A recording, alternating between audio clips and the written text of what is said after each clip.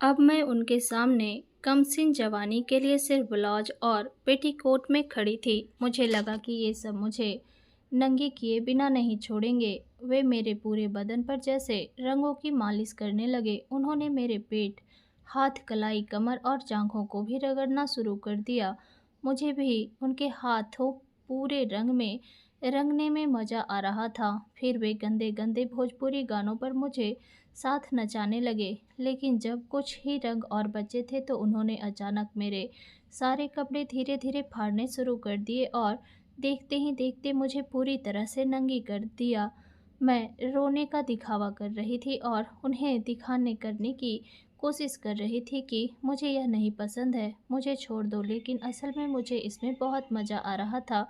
उसके सख्त हाथ के अंगों पर बहुत ज़ोर ज़ोर से रगड़ रहे थे जो मेरी जिस्म की आग को और भी ज़्यादा उत्तेजित कर रहे थे। कुछ देर बाद मैं ज़ोर-ज़ोर से आह! आह!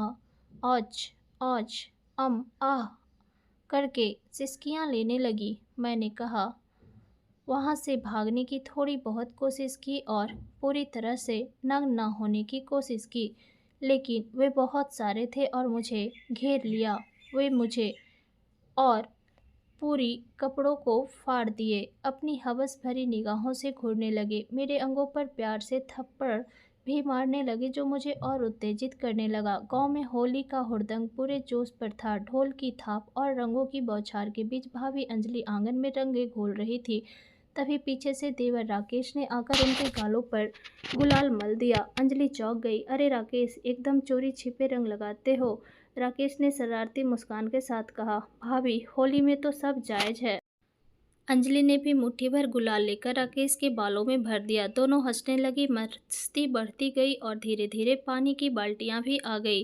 भीगे कपड़ों में अंजलि की साड़ी बदन से चिपक गई। उसकी भीगी काया देखकर राकेश के दिल में हलचल मच गई। राकेश के पास आकर कहा, भाभी आज तो पूरा रंगने का मन है।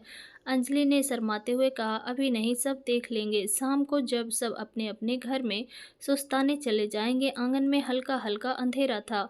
आंगन में गीली साड़ी बदलने आई तो अचानक पीछे से राकेश ने पकड़ लिया। अब कौन देखेगा भाभी?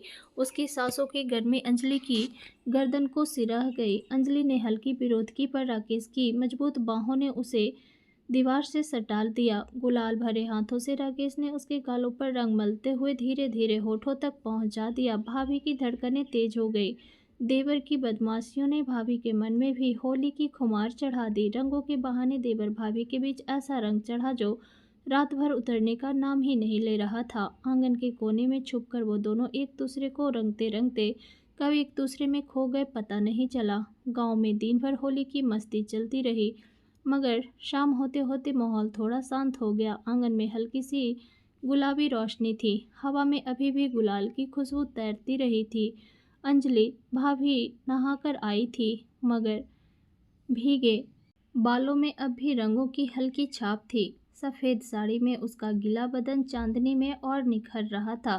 राकेश वहीं छत के कोने में बैठा था। नजरें भाभी के जिस्म पर अटकी थी जहां साड़ी का गीला कपड़ा उसके कर्व्स पर टिका था। होली की मस्ती अब उसके अंदर एक अलग आग बन चुकी थी। धीरे धीरे राकेश पीछे से आया। अंजलि भाभी पानी भर रही थी, तभी उसकी कमर पर किसी की गर्म सांसों का एहसास हुआ। राकेश, भाभी ने धीमी आवाज़ में कहा, मगर आवाज़ में ना तो गुस्सा था ना सख्ती, सिर्फ हल्की कपकपी थी। भाभी दिन भर सबके साथ होली खेल ली, अब मेरे हिस्से का रंग बाकी है। राकेश की आवाज़ में शरारत थी, मगर उसकी उंगलियां भाभी की भीगी कमर पर धीरे धीरे फिसल रही थी। अंजलि ने पलटकर देखा। राकेश की आंखों में सिर्फ चाहत थी, कोई देख लेगा। भाभी की सांसें तेज हो गई, मगर उसके हाथ खुद ही राकेश की शर्ट पकड़ने लगे। राकेश ने भाभी को दीवार से सटा लिया, उसकी गीले गालों पर होठों की गर्मी रख दी। भाभी की उंगलियां राकेश की पीठ में धंस गई। रंगों के बीच देवर की गर्म उंगलियां भाभी की साड़ी के अंदर तक पहुंचने लगी। भाभी का जिस्म सिहर उठा। राकेश की हर छुअन के साथ भाभी की सिसकियां बढ़ती गई। साड़ी की तहें एक एक कर खुलने लगी और राकेश के हाथ भाभी के नर्म जिस्म को महसूस करने लगे। अंजलि ने हल्के विरोध के साथ राकेश के होठों पर अपनी उंगलियां रखी, मगर राकेश ने वहीं उंगलियां चूम ली। गुलाल से सने हाथ अब भाभी के सीने को रंगने लगे थे और भाभी की धड़कनें राकेश के कानों में साफ सुनाई दे रही थी।